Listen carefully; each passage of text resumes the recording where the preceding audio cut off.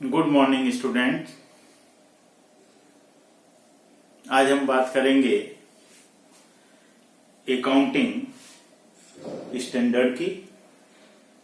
और accounting standard में हम अकाउंटिंग स्टैंडर्ड AS9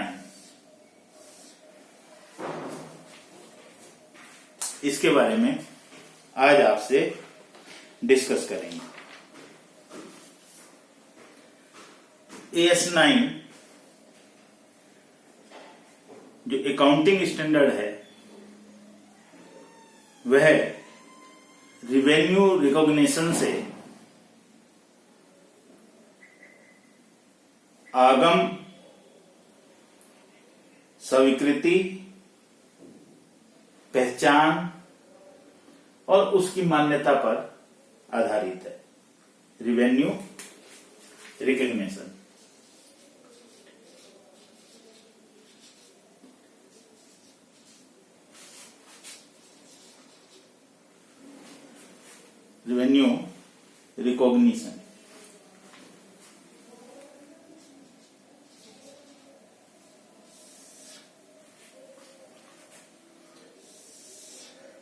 आगम,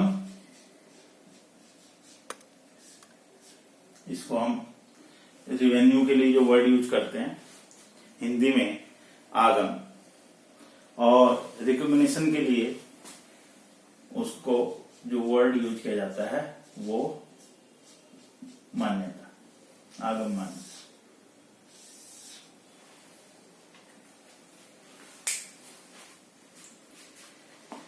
जब हम अकाउंट्स की बुक प्रिपेयर करते हैं तो वहां पर रिवेन्यू रिकॉग्निशन की बात आती है, क्योंकि जब प्रॉफिट एंड लॉस अकाउंट को प्रिपेयर किया जाता है, बनाया जाता है, तो उनमें जिन आइटम्स को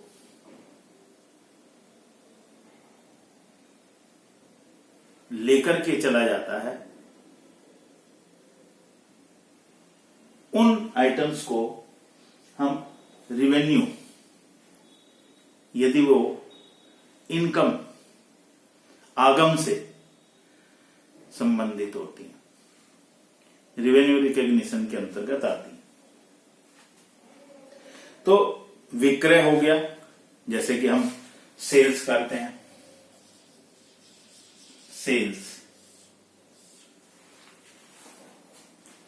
सेल्स के बारे में हमने बताया था कि जब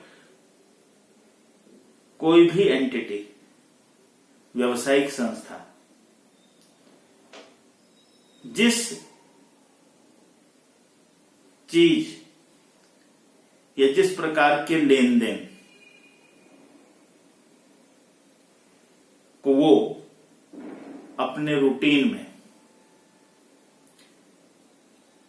परचेज और सेल्स करती है, बेचती और खरीदती है, जो उसका मुख्य व्यवसाय है, उसको हम सेल्स की कैटेगरी में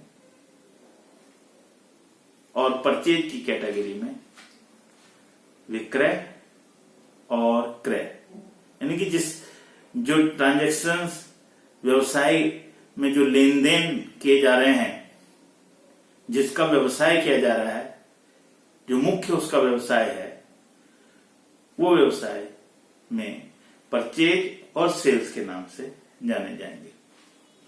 इसके एग्जाम्पल के रूप में हमने बताया था कि यदि मान लिया जाता है कि कोई संस्था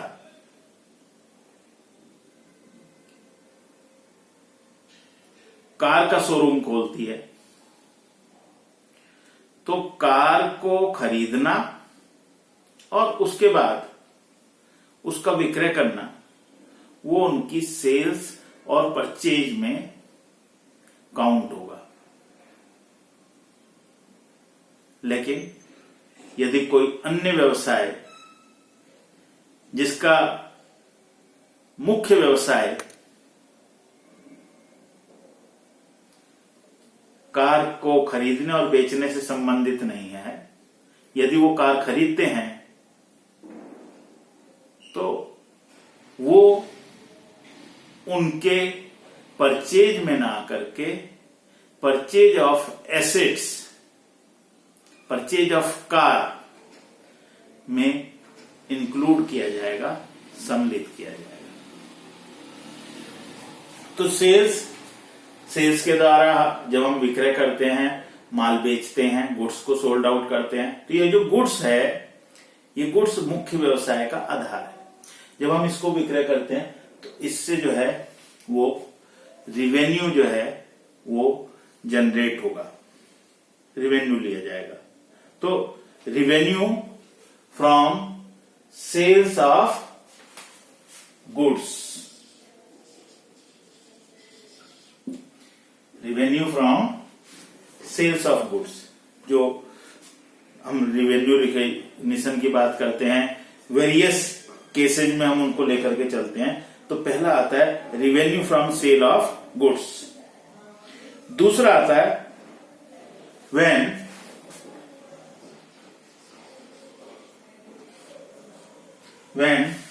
delivery of goods is delayed at purchaser's request। जो परचेजर है, जिसने गुड्स को परचेज किया गया है, तो उस गुड्स की, जिसको कि सोल्ड आउट किया गया है, जिसको कि बेचा गया है, उसकी डिलीवरी को यदि डिले किया गया है on the request of purchaser, purchaser के रिक्वेस्ट पर, तो इसमें परचेजर ने रिक्वेस्ट की है, तो जो रिवेन्यू है जो जनरेट हुआ है माल को बेचने से, भले ही उसमें रिक्वेस्ट जो है वो परचेजर ने किया कि उस गुड्स को वो बाद में लेकर के जाएगा, लेकिन यहां पर सेल्स जो है वो अस्तित्व में, एग्जिस्टेंस में, उसको हम मान करके चलेंगे, उसको लेकर के चलेंगे, उसको सम्मिलित मानेंगे, क्योंकि सेल हो गई है। लेकिन इसके साथ साथ जो वेंडर है, जिसने गुड्स को सोल्ड किया है, उसको उस गुड्स की जो डिलीवरी है वो अपने पास तैयार रखनी होगी कि जैसे ही परचेजर उस गुड्स की डिलीवरी की डिमांड करे तो वह उस गुड्स को, उस परचेजर को, उस बायर को तुरंत डिलीवर कर सके। तो ये था when the delivery is delayed on the request of purchaser, purchaser की रिक्वेस्ट पर डिले की गई। इसी तरह से रिवेन्यू रिकग्निशन हो सकता है when delivery of goods is sold subject to various condition। revenue recognition when delivery of goods sold is subject to various condition। Different type की जो है कंडीशंस हो सकती है। अब वो क्या कंडीशंस हो सकती हैं, उनको ध्यान में रख करके रिवेन्यू रिकॉग्निशन की बात को लिया जाएगा। जैसे फॉर एग्जाम्पल, आजकल आपने देखा होगा sales on approval, sales on approval. ये सेल्स ऑन अप्रूवल क्या है?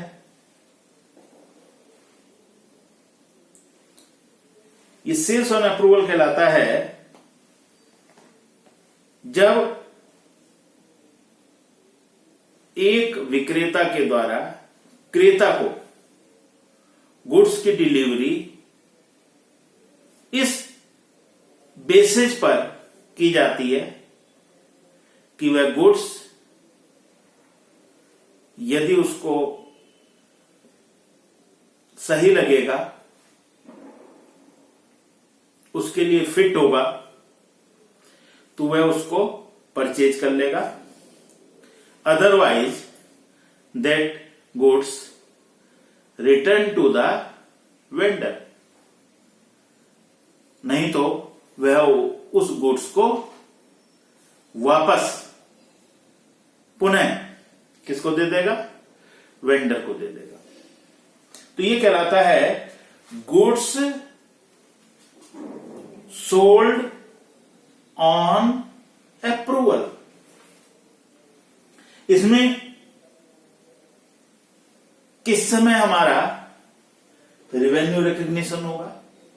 इसमें रिवेन्यू रिकग्निशन उस समय माना जाएगा when the approval consent given by the customers, जब कस्टमर के द्वारा इस बात का कंसेंट क्लियरली कर दिया गया है कि हां उसको माल पसंद आ गया है, वो उसके लिए फिट है, तो इसका मतलब then goods treated as sold, तब ये मान लिया जाएगा कि उस गुड्स को बेचा जा चुका है और रिवेन्यू जो है वो जनरेट हो चुका है। रिवेन्यू रिकग्निशन के अंतर्गत उसको इंक्लूड किया जाएगा, सम्मिलित किया जाएगा। इसी तरह से आपने देखा होगा guarantee sale. Guarantee sale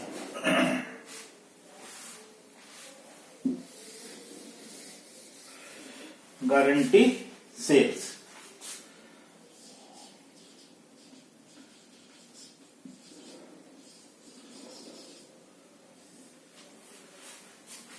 guarantee sale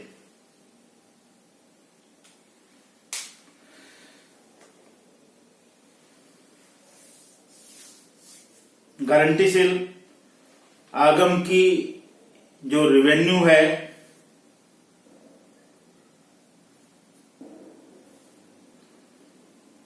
guarantee cell में क्या रहता है कि एक वेंडर के द्वारा परचेजर को इस बात की गारंटी दी जाती है कि वह जो मशीन है या वो जो गुड्स है वो 6 महीने, 1 साल, 2 साल, 5 साल, विच एवर में भी, टाइम टर्मिनोलॉजी अलग अलग हो सकती है, वो बिल्कुल ठीक काम करेगी, सही तरह से वो काम करेगा जो गुड्स सोल्ड आउट किया गया है। और यदि वो उसमें किसी तरह का कोई डिफेक्ट आ जाता है, किसी तरह की कोई कमी आ जाती है, तो वो गुड्स को परचेजर के द्वारा वापस कर दिया जाएगा वेंडर। तो यहां पर रिवेन्यू रिकग्निशन हम तब ट्रीट करेंगे when the time of guarantee over, जब गारंटी का जो टाइम है वो समाप्त हो गया। 6 महीने, 1 साल, 2 साल, जो भी टाइम था वो जब समाप्त हो जाएगा तो इसका मतलब अब यदि उस गुड्स में किसी तरह का भी कोई डिफॉल्ट आता है तो उसके लिए लायबल उसका वेंडर नहीं है और ना ही वो गुड्स अब वेंडर के पास वापस आएगा। रिपेयर के लिए आ सकता है लेकिन माल की वापसी नहीं हो सकती, क्योंकि गारंटी में क्या होता है कि यदि वो गुड्स में किसी तरह की कोई कमी आ जाती है, किसी तरह की कोई प्रॉब्लम क्रिएट होती है, तो परचेजर को ये राइट होता है कि वह उस गुड्स को वेंडर को वापस कर दे। ये गारंटी के अंतर्गत होता है। वारंटी में ऐसा नहीं होता है।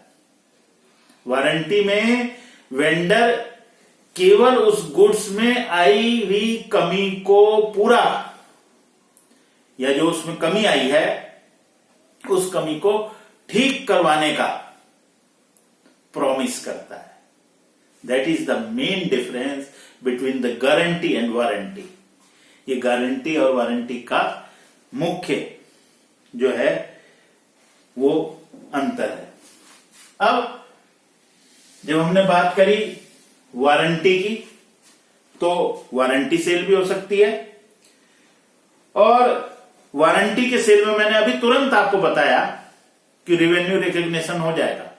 क्यों? क्योंकि माल वापस नहीं आना है, और माल वापस भी आया तो केवल रिपेयर के लिए आएगा, केवल रिपेयर के लिए। वेंडर उसकी रिपेयर करा देगा, फिर वापस परचेजर के पास पहुंच जाएगा। इसका मतलब सेल तो ऑटोमेटिकली एक्चुअली में हो चुकी है, सेल उस डेट को हो चुकी है। तो गारंटी में वो जो टाइम आपने दिया है, वेंडर ने टाइम दिया है, उस टाइम तक वेट करना पड़ेगा, और वारंटी में टाइम है, उस टाइम पीरियड तक उसको उसकी रिपेयर या उसमें आए हुए डिफॉल्ट या उसमें आई हुई जो शॉर्ट कमिंग्स हैं, जो कमियां हैं, उनको रिमूव करा करके वेंडर को देना है। लेकिन सेल्स तो इमीडिएटली ट्रीट कर ली जाएगी, तो रिवेन्यू रिकॉग्निशन हो जाएगा। इसी तरह से एक वर्ड आता है consignment. Consignment sales. Consignment sales, consignment sales क्या होता है? कंजाइनमेंट सेल्स में there is a relationship between the consignor and consignee. Consignor और कंजाइनी के बीच में जो रिलेशनशिप होती है वो principal and its agent, agent की जो रिलेशनशिप है वो पाई जाती है। और जो कंजाइनी है on the behalf of his principal, जो उसका प्रिंसिपल है जिसने गुड्स कंजाइन किया है, उसके बिहाफ पर वह गुड्स को सोल्ड आउट करता है, but work as an agent. लेकिन वो वर्क करता है एक एजेंट के बारे में। तो कंजाइनमेंट में जो गुड्स आपने भेजा है, सेंड किया है इमीडिएटली, वो सेल के रूप में काउंट तब तक नहीं होगा when the consignee sold that goods to the third party. जब तक कि कंजाइनी उस गुड्स को किसी अदर थर्ड पार्टी को सोल्ड नहीं कर देता है। जिस समय कंजाइनी गुड्स को किसी तीसरी पार्टी को सोल्ड आउट कर देगा, उसको बेच देगा, तो वहां पर वो जो है कंजाइनमेंट सेल ट्रीट की जाएगी। Otherwise the goods sold, goods sent by the consignor to the consignee is not taken as revenue recognition.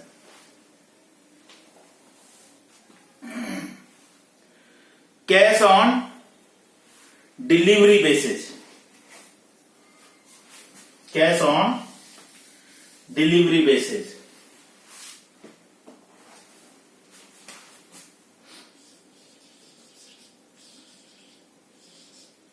Cash on delivery basis.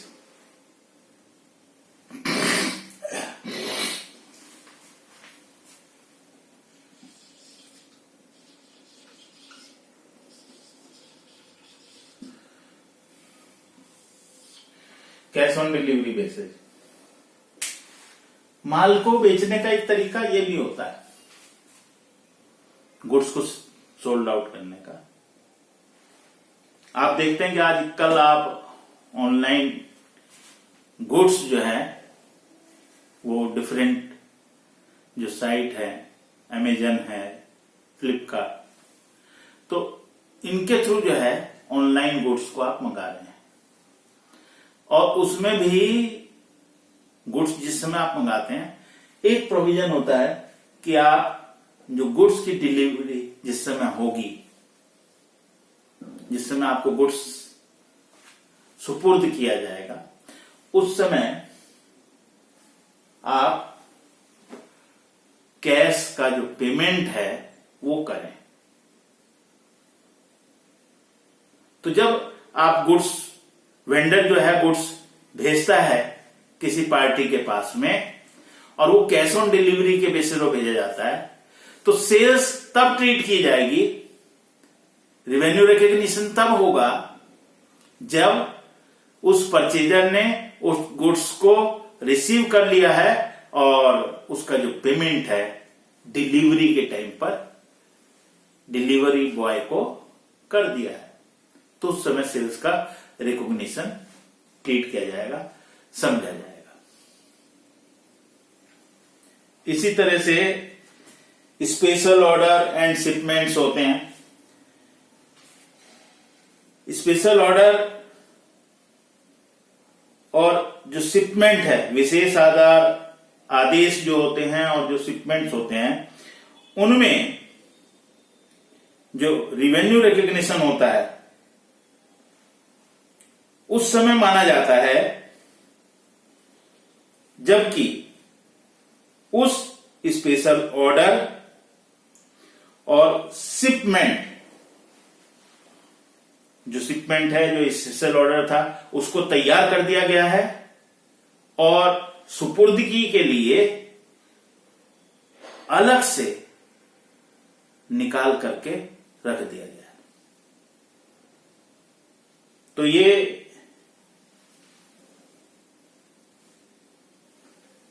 Revenue recognition के अंतर्गत आता है, जिसमें हमने सेल्स के बारे में बताया। लेकिन इसके साथ साथ जरूरी नहीं है कि सेल्स के थ्रू ही रेवेन्यू रिकॉग्निशन हो।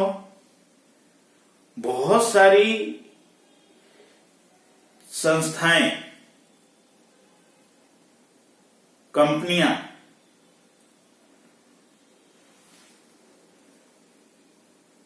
सर्विस प्रोवाइड करती हैं, विभिन्न तरह की सर्विसेज को प्रोवाइड करती हैं।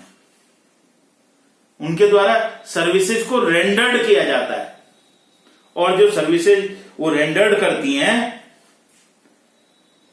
तब उन सर्विस के अगेंस्ट में जो अमाउंट उनको मिलती है, जो राशि उनके पास आती है, उसको हम रिवेन्यू के नाम से जानते हैं। और वह किस समय रिवेन्यू रिकॉग्निशन होगी उसके बारे में बात करते हैं। इसमें सबसे पहला आता है completed service contract method. Completed service contract method. इस रिवेन्यू, जब हम सर्विसेज रेंडर करते हैं तो एक कंप्लीट कॉन्ट्रैक्ट की बात हम करते हैं कि भाई हाँ, इसको हमने पूरा करके कंप्लीट करके आपको देना है। वो कोई भी सर्विस हो सकती है। तो इसका मतलब जब आप उस सर्विस को कंप्लीटली रेंडर्ड कर देंगे तो इसका अर्थ यह हुआ कि तब आप उस सर्विस के अगेंस्ट में जो रिवेन्यू आपको मिलना है, जो अमाउंट आपको मिलनी है, तब उसको आप रिवेन्यू रिकॉग्निशन के पॉइंट ऑफ व्यू से लेकर के चलेंगे। When you render the services completely, किसी एक पूरे कॉन्ट्रैक्ट को आपने लिया। फॉर एग्जांपल, आपने एक कॉन्ट्रैक्ट लिया कि भाई ये मकान है, इस मकान की जो है व्हाइट वॉश करनी है, तो when you whitewash the whole house, पूरे के पूरे मकान को आप व्हाइट, और पूरे के पूरे मकान को जो है व्हाइट वॉश कर देते हैं, उसकी पुताई कर देते हैं, तो you are eligible to get revenue. तब आपको जो है रिवेन्यू मिलेगा उस पार्टी से जिस पार्टी को आपने सर्विसेज रेंडर्ड की हैं, और तब वो रिवेन्यू रिकग्निशन का एक पार्ट होगा। प्रोपोर्शनेट कंप्लीशन मेथड हो सकता है। प्रोपोर्शनेट कंप्लीशन मेथड का क्या होता है कि जब बहुत बड़ा कॉन्ट्रैक्ट होता है, जब बहुत सारी सर्विसेज होते हैं, धीरे धीरे आप सर्विसेज प्रोवाइड करते रहते हैं, तो उसकी जितनी सर्विसेज धीरे धीरे आपकी कंप्लीट होती जाती हैं, तो आप उन सर्विसेज को सर्टिफाइड करने के लिए कहते हैं कि भाई ये काम मैंने कर दिया है, ये सर्विसेज मैंने रेंडर्ड कर दिया, इसको सर्टिफाइड कर दीजिए। आपने 30% काम कर दिया, तो आप अपने जिसको सर्विसेज रेंडर्ड कर रहे हैं उसको रिक्वेस्ट करेंगे कि आपने ये काम कर दिया है, 30% काम कर दिया है, इसको आप सर्टिफाइड कर दीजिए, और उसके बेस पर you put the bill on that basis. उसके बेस पर उसको बिल पुट करेंगे जिससे रिवेन्यू आएगा, तो वो 30% जो वर्क हो गया तब वो रिवेन्यू के अंतर्गत आपका आ जाएगा, because the 30% of work rendered by you is certified. वो सर्टिफाइड कर दिया गया, उसको सर्टिफाइड किया गया। तो ये प्रोपोर्शनेट के अंतर्गत आएगा, जैसे जैसे प्रोपोर्शनेट होता है।